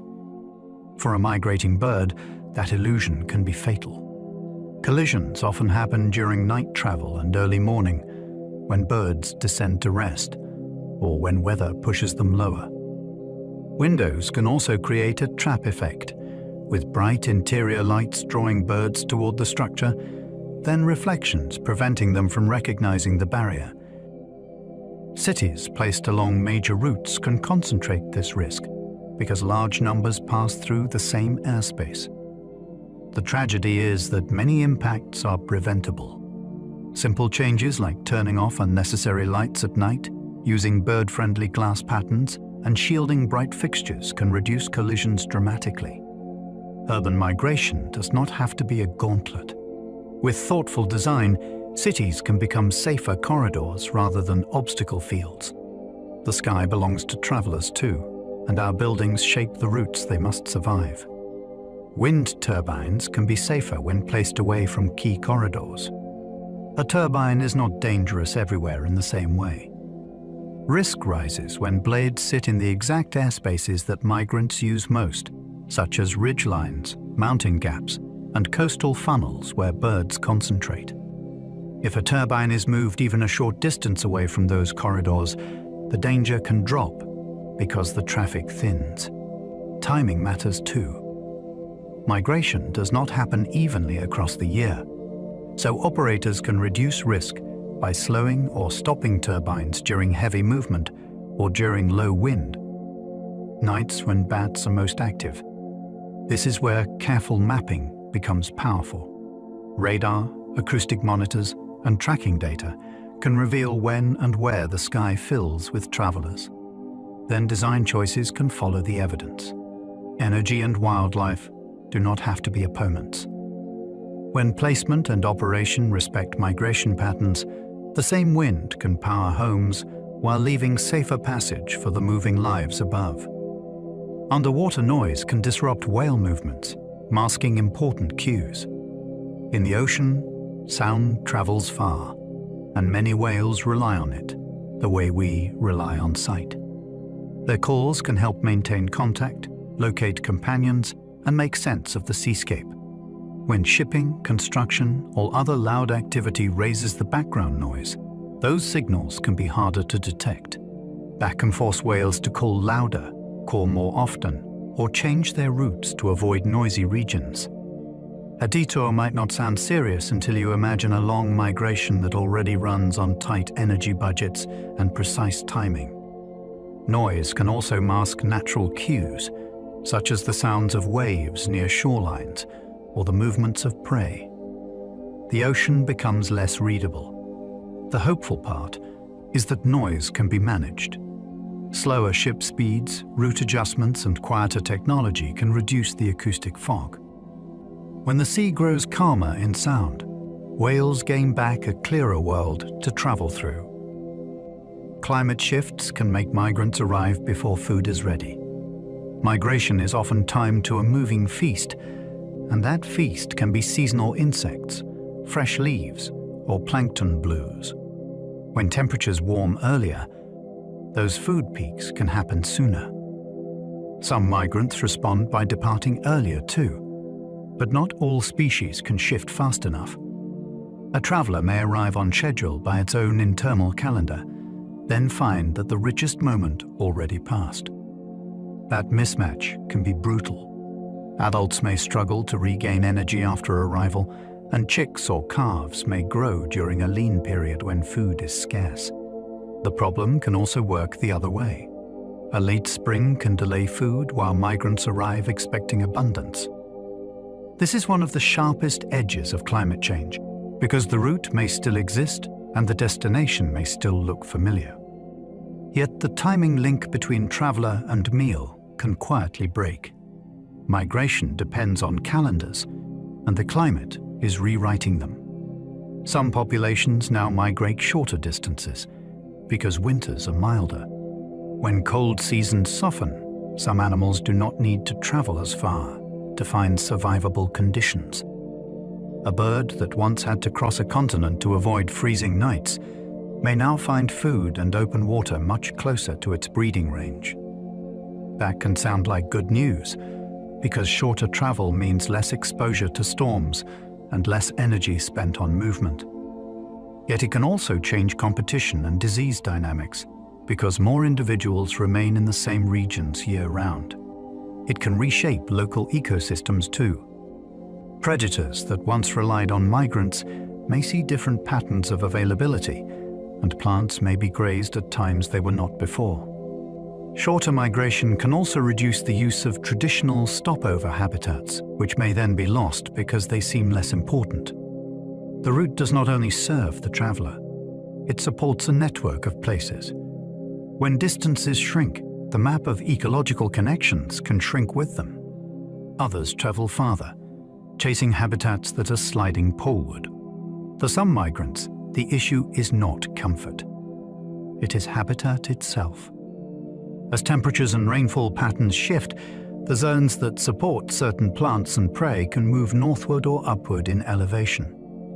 A species may be forced to extend its journey simply to reach the same kind of conditions it once found closer. That can turn a manageable migration into a more demanding one. Longer flights or longer treks require more fuel, more reliable stopovers, and more chances for things to go wrong. It can also push animals into landscapes filled with new hazards, including unfamiliar predators and human-built barriers. The strange part is that the destination can still feel like home in function, even if it is not the same place on the map. The animal is chasing a moving target. Migration becomes a pursuit of climate space, not of geography. When habitats slide, travel must stretch to keep up. Migration timing can evolve quickly, within only a few decades. We often imagine evolution as slow, but timing is a trait that can shift fast when the pressure is strong. In many migratory species, individuals vary. Some depart a little earlier, some a little later. If conditions change, such as earlier springs or altered storm patterns, the individuals whose timing fits the new reality may survive and reproduce more successfully. Over repeated generations, that can push the population schedule in a new direction. This does not mean the change is effortless. There can be years of confusion when old timing rules fail, and there can be trade-offs that hurt in other parts of the life cycle. Still, the speed can be surprising, especially in species with short generation times. It is like watching a living calendar adjust its pages in real time. Migration is not only behavior. It is a moving trait shaped by selection, and the environment can turn the dial faster than we expect. Some species have lost migrations entirely, becoming year-round residents. When food becomes available through winter, or when new shelter appears, some animals stop traveling and stay put. In cities, that can happen because warm microclimates and steady human food sources remove the old need to move. In agricultural regions, it can happen because fields provide reliable feeding long after wild resources would have faded. Over time, a resident lifestyle can take hold. Individuals that remain may avoid the dangers of long travel, and they may start breeding earlier because they are already on site. Yet the shift can also trap a population if conditions swing back, because the knowledge and instincts of migration can fade. A species that once connected distant ecosystems can become local, and the broader network loses that moving link. Losing migration is not always a visible catastrophe. Sometimes it is a quiet rewiring of life's rhythm. The seasons still turn, but the traveler no longer answers them with a journey. New migrations can appear when humans create reservoirs or farmland. When people build large reservoirs, they create permanent water where there may have been seasonal scarcity. When farmland expands, it can provide dense, predictable food. For some species, these changes act like new magnets on the map. Birds may begin traveling to winter in places that did not exist as habitat before, or they may shift routes to follow harvest cycles and flooded fields. Over time, these patterns can become regular. Young animals grow up using the new stops, and what began as opportunistic movement becomes a new tradition. The twist is that these human-made habitats can be unstable. Water levels change with management decisions, and crops change with markets. A new migration can flourish and then collapse if the resource disappears. This shows how flexible migration can be. It is not always ancient and fixed. It can form quickly when a new resource appears, and it can bind wildlife to human choices in ways we rarely notice. Dams can block ancient fish routes, rewriting ecosystems upstream. For migratory fish, a river is not just water. It is a corridor to spawning habitat. A dam can turn that corridor into a wall. When adults cannot reach upstream breeding grounds, populations can crash, and the effects can spread outward. Predators that once relied on seasonal fish runs lose a food pulse. Gravel beds that were once cleaned and stirred by spawning activity can change in structure. Even the flow regime can shift, because reservoirs alter temperature and sediment movement. Downstream, juveniles may struggle to pass turbines or spillways, and their journey can become slower and more hazardous. Fish ladders and bypass systems can help, but they do not always restore the full route or the full timing. A blocked migration is not only the loss of a traveler, it is the loss of a seasonal delivery of energy and disturbance that rivers evolved around. When the route closes, the river becomes a different ecosystem. Wildlife crossings can reconnect routes, reducing collisions and restoring movement. A highway can slice through a migration corridor like a fence, and animals pay the price in injuries, deaths, and broken access to seasonal habitat. Wildlife crossings are one way to stitch the landscape back together. Overpasses planted with vegetation can feel like natural ground to deer, elk, and other large mammals. Underpasses can provide safer passage for smaller animals that prefer cover. When fences guide wildlife toward these structures, the effect can be dramatic. Collisions can drop, and animals regain access to feeding and breeding areas that were effectively cut off. This is not only a safety project for drivers. It is a restoration of movement, which can help maintain genetic exchange between populations and reduce the pressure on crowded habitats. A successful crossing is an invisible success story. The animal passes safely, the road stays quiet, and the migration continues as if the barrier was never there. It is human infrastructure learning to make room for older routes. Even microbes migrate, riding dust storms across oceans. A gust over dry ground can lift more than sand. It can lift living cells, fungal spores, and tiny bits of life you could never spot with your eyes. Once airborne, these passengers can travel for days, crossing seas and continents inside dust plumes that satellites can track. Some microbes survive harsh sunlight and cold because their tough outer layers help them endure the ride. When the dust finally settles, it can seed new environments with new arrivals, sometimes onto mountain snow, coral reefs, or faraway farmland. That does not mean every microbe thrives. Many perish, and that is part of the story too. Yet enough survive to make dust a global delivery system for life. Migration is not only about wings and fins. It can also be a planet-scale shuffle of the smallest travelers moving on the breath of the Earth. Phytoplankton blooms drift, and migrating grazers follow them like herds.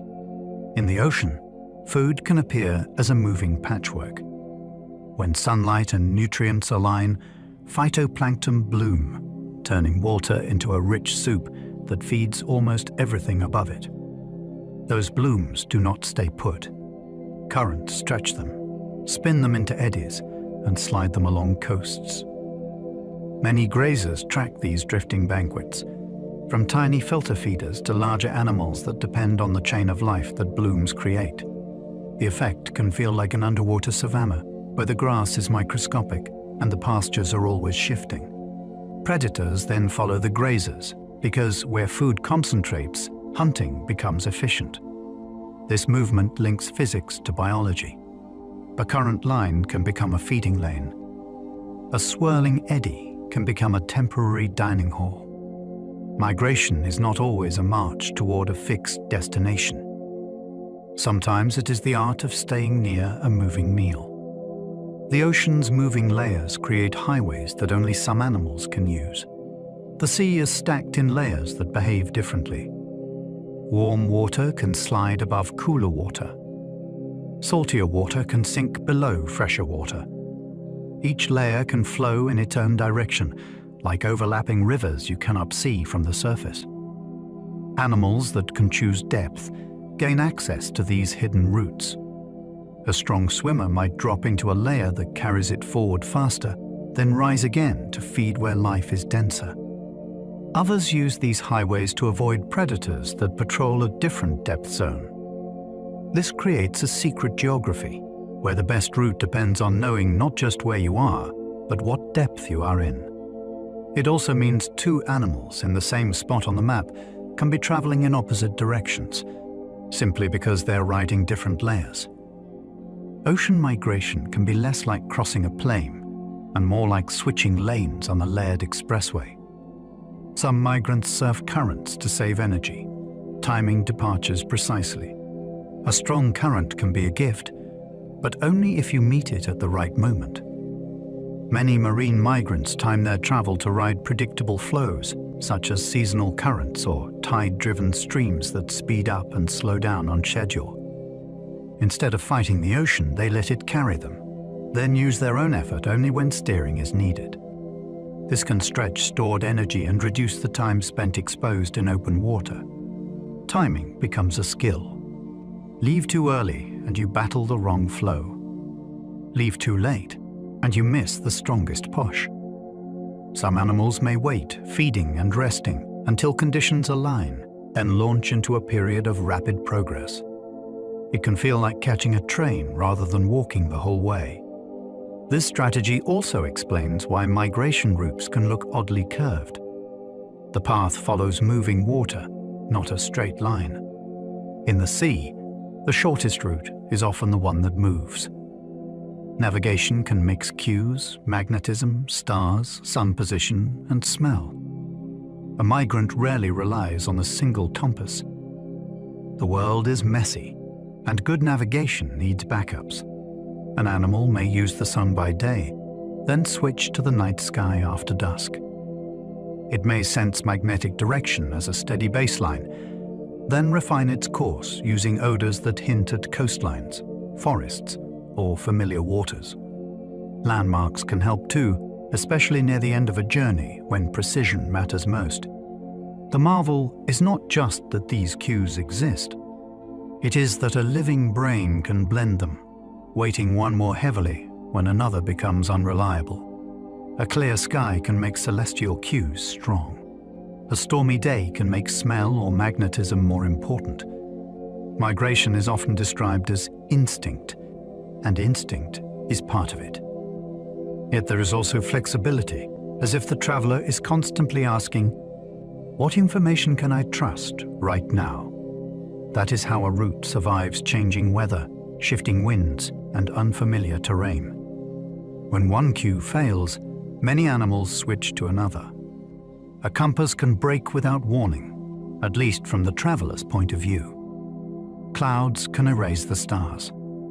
Haze can hide the horizon. A strong wind can push the body sideways until the usual view no longer matches expectation. Many migrants handle this by switching strategies rather than forcing a failing one. They may pause until conditions improve, or they may change altitude to regain a clearer sense of direction. Some rely more heavily on internal cues when the outside world becomes confusing. Others use the pattern of the land, following coastlines or river valleys, until the sky becomes readable again. This adaptability is one reason migration can work at all. A rigid system would collapse the first time weather turned strange. Switching cues also helps explain why migrants can recover after being displaced. They do not need perfect information. They need enough information to correct. The journey becomes a series of updates, with course corrections stitched together into a successful route. Some birds recalibrate their compass at sunset, checking the sky's pattern. Twilight is a special moment for navigation. The sky changes quickly, and the pattern of light offers information that is easier to read than it is at noon or midnight. Some birds use this window to reset their internal sense of direction, as if they are tuning an instrument before a long performance. The low sun provides a clear reference, and the sky's gradients can help confirm orientation before night flight begins. This matters because a small error early in a journey can become a large miss later, especially when wind adds drift. Recalibration at sunset can keep the route stable across many nights of travel. It also makes twilight feel like a quiet ritual, repeated again and again as seasons move. While people watch a sunset for beauty, a migrant may be watching for accuracy. The day is ending, the travel hours are starting, and the sky is offering a final check before the darkness takes over. Young sea turtles can imprint on magnetic signatures of coastlines. A coastline is not only shaped by sand and rock. It also sits within a magnetic landscape that varies subtly from place to place. When sea turtles are young, they can learn the magnetic pattern linked to their home region, storing it as a kind of reference for later life. Years pass in the open ocean, and then adulthood brings a return toward nesting beaches. The ocean is vast, and the targets are narrow. Yet the turtle can use those magnetic signatures as familiar checkpoints, helping it narrow the search as it approaches land. This is not a simple compass direction. It is more like recognizing a region by its magnetic feel, the way you might recognize a neighborhood by the slope of streets and the sound of traffic. That early imprinting ties memory to the planet itself. The shoreline becomes part of a long-term map, carried quietly inside a traveler that spends most of its life far from home. Migration can reduce disease risk by leaving parasites behind.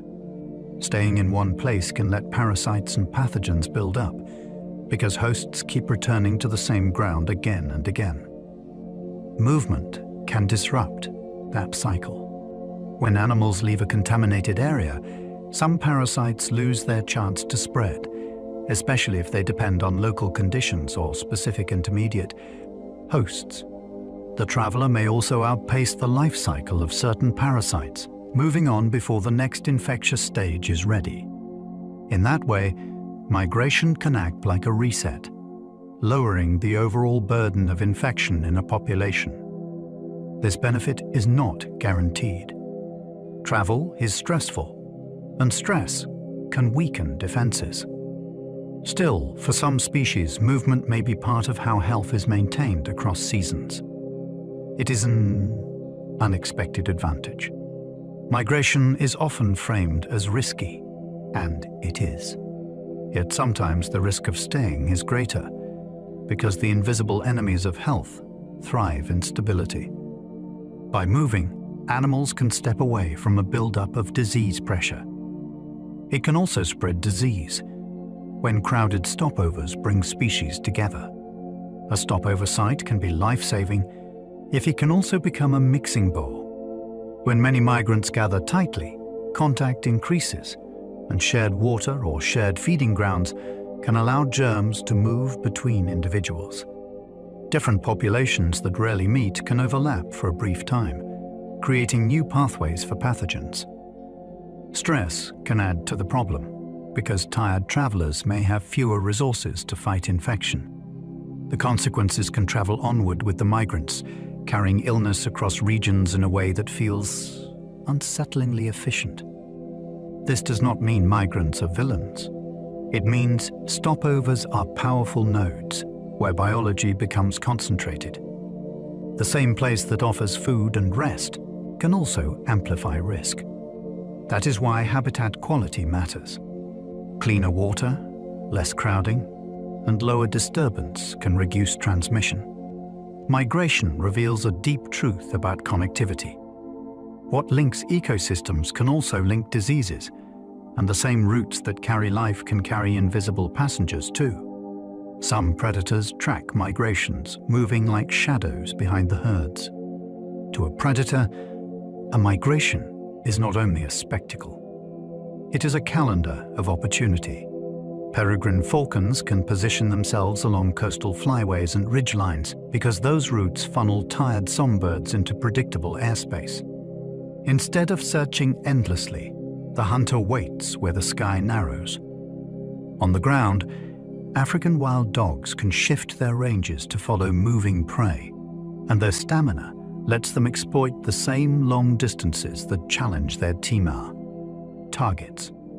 Even in the ocean, predators can pace traveling schools of fish, staying just close enough to strike when the moment is right. This tracking is not mindless chasing. It is strategy shaped by experience and by landscape. When prey moves, predators that can move with it gain an advantage. Migration becomes a moving buffet, and the hunters that read the schedule best can turn a hard season into a successful one. Human history includes migrations too, shaping languages, genes, and cities. Long before modern borders, people moved in waves, caravans, fleets, and family groups. Some followed rivers, some followed coasts, and some crossed open water into places that seemed impossibly far away. Each movement carried more than bodies. It carried stories, tools, crops, songs, and ways of seeing the world. When different groups met, languages blended or replaced each other, and new identities formed. Cities often grew where routes converged, because movement brings trade, ideas, and security in numbers. Over time, these patterns left signatures in genetics, place names, and the spread of technologies like farming and metalworking. Human migration is not one single event. It is a repeating feature of our species, driven by climate shifts, conflict, curiosity, and opportunity. When you look at a modern map, you are also looking at countless older journeys stacked on top of each other like footprints that never fully fade. Ancient trade routes often followed animal corridors and seasonal water.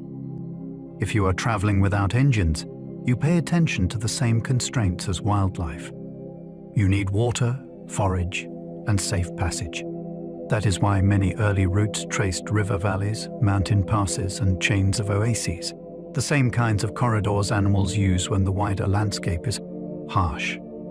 In parts of North America, trails used by bison and other large grazers helped reveal practical paths across plains and through breaks in terrain. In arid regions, caravan routes linked wells and seasonal rivers, and travelers learned to time departures to avoid the worst heat and to reach the next water before it vanished. Movement shaped commerce, and commerce reinforced the routes because repeated travel turned faint paths into reliable roads. This overlap is not accidental. Geography offers only so many workable options. In a way, human trade learned the old lesson of migration. Follow the corridors that the land makes possible. Migration can be a survival bet, trading danger now for safety later. Staying put can be comfortable until it becomes deadly. Moving can be dangerous until it becomes the best option. Many migrants are not fleeing for drama. They are making a seasonal trade. Risky storms, predators, and exhaustion are accepted now because the destination offers a higher chance of surviving the months ahead. Some species even split the bet. Part of the population migrates while others remain resident, as if the species is diversifying its strategy. In years with mild weather, the stayers may do well. In harsh years, the movers may be the ones that survive. This makes migration feel less like a simple instinct and more like a long-running gamble shaped by evolution. The world is never perfectly predictable, so the best strategy can be one that spreads risk across space. Migration is a way of not putting every life in one basket of weather, food, and danger. For many species, a successful year depends on one perfect arrival window. Sometimes the entire year balances on a narrow moment. A bird might need to arrive when insects are peaking, because those insects will feed chicks that grow fast in a short season. A grazing animal might need to reach fresh pasture just after rains, when plants are most nutritious and before they dry and toughen. If arrival is late, the best food is gone. If arrival is early, the food has not appeared yet, and precious energy is wasted waiting. This is why timing can matter as much as distance. Migration is not only about where to go, it is about when to be there. That tight window can be set by temperature, rainfall, ocean currents, or snowmelt, and it can shift from year to year. The traveler is trying to meet a moving appointment, and the cost of missing it can echo through survival, growth, and reproduction. The same route can be safe one year and deadly the next. Migration corridors are not fixed highways with consistent conditions. A route that offered calm winds last season can become a gauntlet when storms line up differently. A river crossing that was shallow can become a flood, and an ice bridge that held firm can fracture earlier than expected. Wildfires can remove shelter and food from a stopover region, turning a familiar resting place into an exposed stretch with nothing to eat. Human changes can arrive suddenly too, like new construction, new lights, or new barriers that make an old passage more hazardous overnight. This unpredictability is part of what makes migration so dramatic. The traveler is not following a perfectly reliable script. It is adapting to a world that can change while it is in motion. Success depends on flexibility, endurance, and sometimes plain luck. When we watch migration, we often see the winners. The route itself can explain why so many attempts never finish. Scientists map migrations with tags, satellites, and tiny backpack transmitters. For a long time, migration was a mystery pieced together from sightings and guesswork. Then researchers began marking animals, first with simple bands, and later with devices that could record location over time. Today, some birds carry tiny transmitters that send signals to satellites or to ground receivers, revealing where they stop, how fast they travel, and which routes they prefer. Marine animals can be tagged too, allowing scientists to see paths through open ocean that once looked empty on the map. These tools have transformed migration from a seasonal story into a set of measurable journeys, complete with detours, pauses, and surprising connections between habitats. Ethical design matters because the device must be light and safe for the animal, and researchers work hard to minimize impact. The payoff is knowledge that can guide protection. A map of movement can reveal which places matter most and which threats intersect the route. New tools can reveal hidden routes, including deep dives and night flights. Technology is beginning to show what human eyes cannot. Radar can detect waves of birds moving at night, even when the sky looks empty. Thermal cameras can reveal bats and birds passing in darkness, turning invisible travel into visible flow. In the ocean, tags that record depth and temperature can uncover dive patterns that explain how animals use the water column during migration.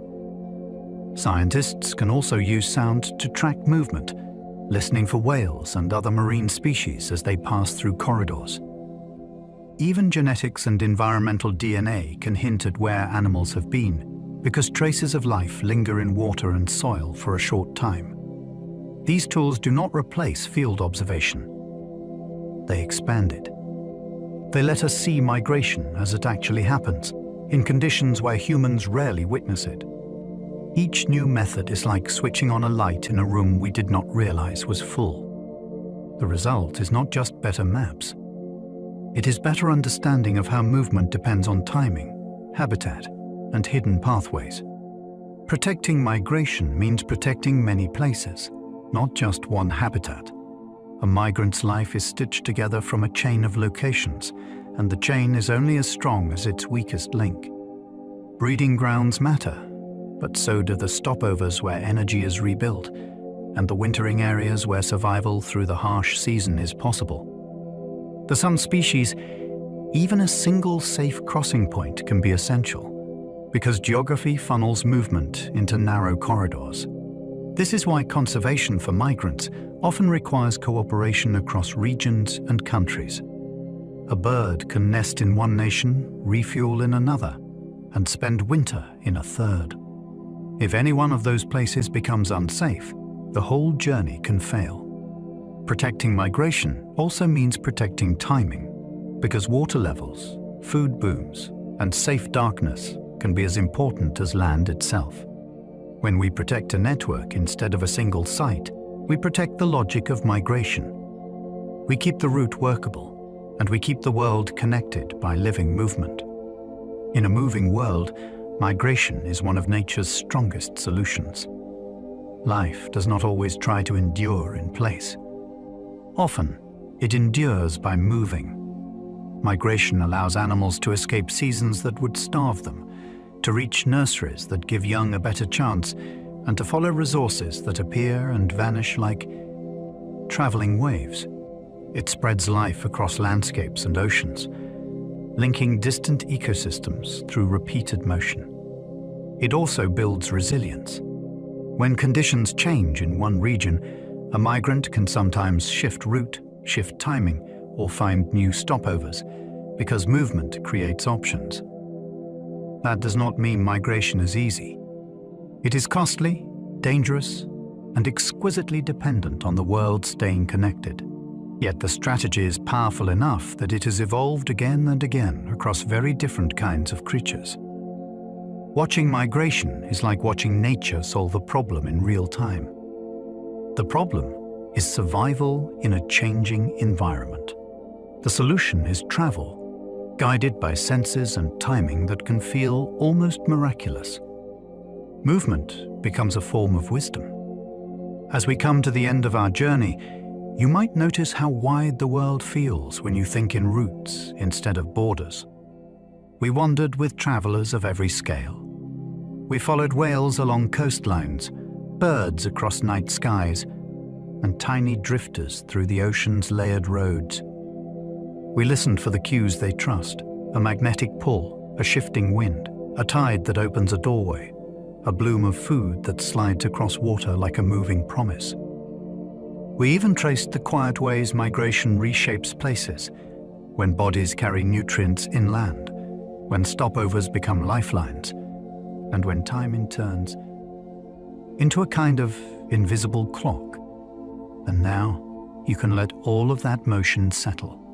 Imagine those great paths softening into stillness, like footprints fading in sand after the tide returns. Let the thought of distant journeys become something your mind can simply watch, without following. You do not have to solve anything. You do not have to go anywhere. Let your shoulders drop. Let your jaw unclench. Let your breathing find a pace that feels unhurried and easy. If you enjoyed this sleepy science wandering, you can like, subscribe, or share a thought in the comments. It helps this little corner of calm reach more curious minds. And if you happen to still be awake, there will be another video waiting for you on the screen, ready to carry you onward into a new topic at the same slow and soothing pace. For now, allow the day to loosen its grip. Let your thoughts drift like travelers finally reaching safe ground. And when you are ready, let sleep arrive in its own time. Sleep well, and good night.